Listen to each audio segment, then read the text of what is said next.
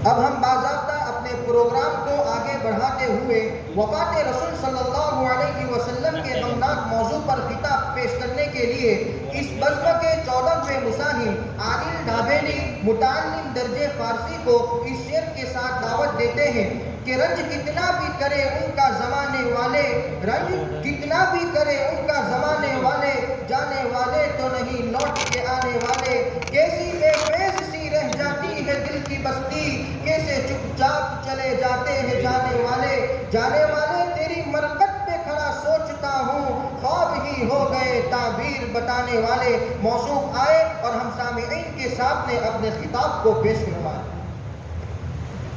الحمدللہ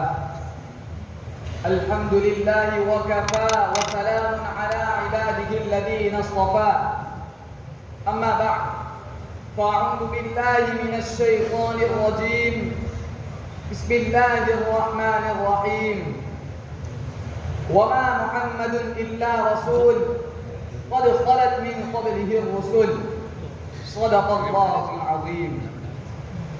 واجب الاحترام علماء کرام اور غیور برادران اسلام، آج کی قربانت بزم کے حوالے سے میں آپ حضرات کے سامنے وفات رسول اکرم صلی اللہ علیہ وسلم کے محکم الشان عنوان پر لب کشائی کی جسارت کروں گا۔ دعا کرے کہ اللہ رب العزت راست گوئی کی توفیق بخشے۔ برادران اسلام، جب اللہ رب العالمین کی مدد و نصرت آ چکی، حسب وعدہ مکہ مکرمہ اہل ایمان کے زیر اقتدار آ چکا، کفر و شرک کی بے خونی ہو چکی، لوگ فوج در فوج حلقہ بدوش اسلام ہونے لگے، احکام اسلام کی تعلیم فوراً اور فعلاً مکمل ہو چکی۔ سن 9 ہجری میں سیدنا ابو بکر صدیق رضی اللہ عنہ کی قیادت میں خانہ کعبہ کو مراسم جاہلیت سے بالکل پاک کر دیا گیا، تو اب رحمت عالم صلی اللہ علیہ وسلم کو بھی فریضہ حج کی ادائیگی کا حکم دیا جاتا ہے، اور اسی ضمن میں حضرت صلی اللہ علیہ وسلم کی حیات طیبہ کے آخری لمحات کا اعلان بھی کروا دیا جاتا ہے۔ چنانچہ 25 ذی القعدۃ الحرام سن 10 ہجری یوم شفاعت حبیب کبریا صلی اللہ علیہ وسلم مدینہ منورہ سے عازم مکہ ہوتے ہیں۔ اس مہتاب عالمتاب کے ساتھ نجوم ہدایت کا ہجوم بھی امریکہ ہوتا ہے۔ 4 ذی الحجۃ الحرام سن 10 ہجری یکشنبہ کو نفوس قدسیہ پر مشتمل یہ لشکر جرہ داخل مکہ ہوتا ہے۔ خالق اعظم صلی اللہ علیہ وسلم اپنی امت کے اس چیدہ و چنندہ اور پاک طینت انسانوں کو خصوصی ہدایات سے نوازتے ہوئے نصائح و حکم سے بھرپور ایک فصیح و بلغ خطبہ ارشاد فرماتے ہیں، جو قیامت تک آنے والی انسانیت کے لیے لائحہ عمل بن جاتا ہے۔ فرماتے ہیں، ایھا الناس، اے لوگو میرا کلام غور سے سنو تاکہ میں تمہارے لیے ضروری امور کو بیان کر دوں۔ میں نہیں جانتا کہ آئندہ سال تم سے ملاقات کر سکوں یا نہیں۔ اے لوگو، تمہاری جانیں، تمہاری عزتیں، تمہارے اموال ایک دوسرے پر حرام ہے۔ جاہلیت کے تمام امور میرے قدم و تلے پامال ہے۔ جاہلیت کے تمام خون معاف ہے۔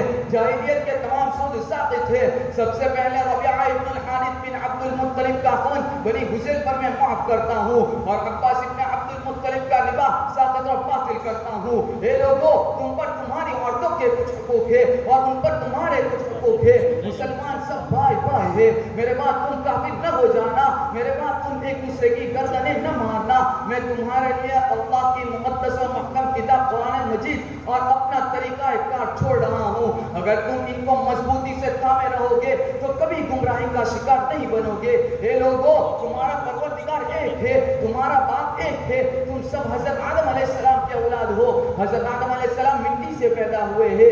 تم میں سب سے زیادہ عزت والا وہی ہے جو زیادہ پرہیزگار ہو۔ کسی عربی کو کسی عجمی پر تقویٰ کے سوا کوئی فضیلت نہیں ہے۔ پھر فرمایا، قیامت کے دن میرے بارے میں تم سے پوچھا جائے گا، بتلاؤ کیا جواب دو گے؟ تمام حاضرین نے پرستی آنکھوں اور دھڑکتے دلوں کے ساتھ بیک زبان کہا، اے اللہ کے رسول، ہم گواہی دیں گے کہ آپ نے اللہ کا پیغام ہم تک کما حق پہنچا دیا اور امت کی خوب خیر خواہی کی۔ زندگی کا ایک ایک لمحہ امت کی فلاح و بہبود میں صرف کر دیا۔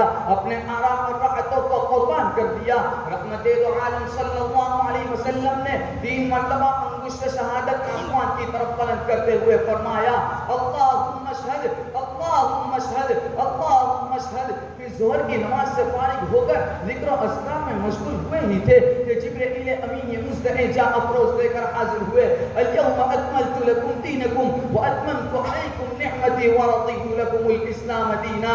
اللہ رب العزت فرماتے ہیں کہ آج میں نے تمہارے لیے تمہارے دین کو مکمل کر دیا اور تم پر اپنی نعمت کی تکمیل کر دی اور اسلام کو ضابطۂ حیات کے طور پر تمہارے لیے منتخب کر لیا. تو پھر مجھے کہنے دیجئے جس نے دردوں کو اٹھایا صحرا کر دیا, جس نے قطروں کو ملایا دریا کر دیا, خدنت جو راگ پر عالم کے ہادی بن گئے, کیا نظر تھی جس نے مردوں کو مسیحا کر دیا. حاضرین با تمکین, حج کے ارکان سے فارغ ہو کر رحمت دو عالم صلی اللہ علیہ وسلم نے مدینہ منورہ کا قصد فرمایا. جب وہاں سے واپس لوٹے تو دفعتاً طبیعت ناساز ہو گئی, درد سر اور بخار کی شدت نے زور پکڑ لیا اور یہ حالت متواتی 13 روز تک رہی. سیدہ عائشہ صدیقہ رضی اللہ عنہا فرماتی ہے کہ دوران مرض نبی کریم صلی اللہ علیہ وسلم پھر چہرے انور سے چادر اٹھاتے اور فرماتے یہود و نصارا پر اللہ کی لعنت اس لیے آئی کہ انہوں نے اپنے نبیوں کی قبروں کو سجدہ گاہ بنا لیا تھا.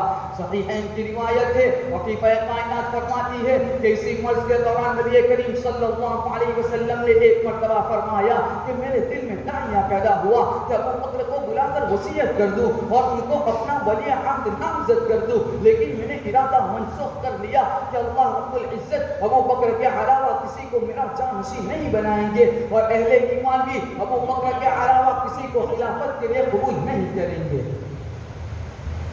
میرے دوستو, نبی کریم صلی اللہ علیہ وسلم پر ایک وقت ایسا بھی آیا کہ بیتاب ہو کر اپنے روئے اقدس پر پانی چھڑکنے لگے اور یہ الفاظ دہرانے لگے لا الہ الا اللہ ان للموت سکرات. پھر چھت کی طرف دیکھا, ہاتھ اٹھا کر فرمایا اللہم بالرفیق الاعلی اللہم بالرفیق الاعلی. یا اللہ میں عزیز مجھ میں جانا چاہتا ہوں. سیدہ فرماتی ہے آپ کی روح مبارک عالم بالا کو پرواز کر گئی اور دستہائے مبارک نیچے کو گر گئے. انا للہ و انا الیہ راجعون. میرے دوستو, اس جاگراز حادثے کا واقع ہونا تھا کہ مدینہ منورہ میں تہلکہ پڑ گیا, لوگ حیران اور شدت رہ گئے. عثمان ذی النورین سکتے کے عالم میں دیوار سے ٹیک لگائے خاموش بیٹھے تھے. حیدر کرار روتے روتے بے ہوش ہو گئے. ازواج مطہرات پر بے خودی کا عالم تھا. فاطمہ الزہرا رضی اللہ عنہا غم سے نگاہ تھی اور فرما رہی تھی صبت علیہ مصائب لو انہا صبت علی الایام سن لیالیا. ابن خطاب کے اعلان سب پر فائد تھی. وہ شمسی مقب کے اعلان کر رہے تھے خبردار کسی نے محبوب کے انتقال کی بات کی تو سر تن سے جدا کر دوں گا. لوگ دم بخود تھے کہ یادگار رسول مزاج شناس رسول صدیق اکبر رضی اللہ عنہ تشریف لائے. حزین و غمگین ہو کر حجرہ اقدس میں داخل ہوئے. چہرے انور سے چادر ہٹائی, پیشانی نبوت پر بوسہ دیا.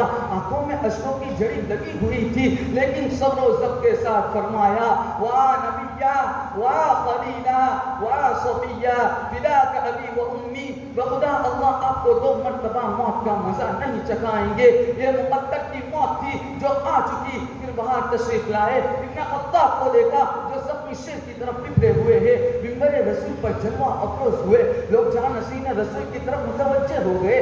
صدیق اکبر رضی اللہ عنہ نے خطاب کرتے ہوئے فرمایا وقال اللہ تعالی وما محمد الا رسول قد خلت من قبله الرسل افإن مات أو قتل انقلبتم على أعقابكم ومن ينقلب على عقبيه فلن يضر الله شيئا وسيجزي الله الشاكرين. وقال الله تعالى كل نفس ذائقة الموت وإنما توفون أجوركم يوم القيامة. ادھر صدیق اکبر کا ان آیات کو تلاوت کرنا تھا کہ یک لخت اضطراب اور بے چینی کا عالم دور ہو گیا, غفلت کا پردہ چاک ہو گیا اور سب کو یقین ہو گیا کہ رحمت عالم صلی اللہ علیہ وسلم ہمارے درمیان سے اللہ کی جوار رحمت میں تشریف لے جا چکے ہیں.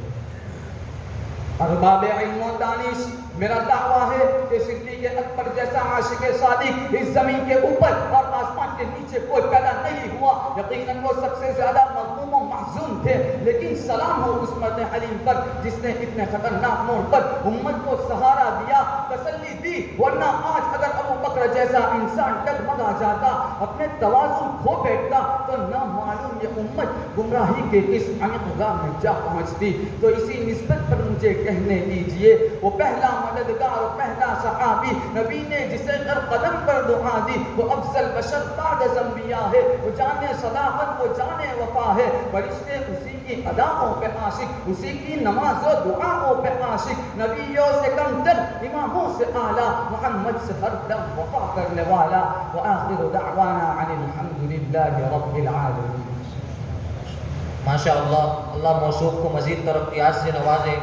موصوف کے والد محترم کی طرف سے 500 روپے اور دیگر ساتھیوں کی طرف سے انعام موصول ہوا ہے. موصوف آئے اور اپنا انعام حاصل کر لے.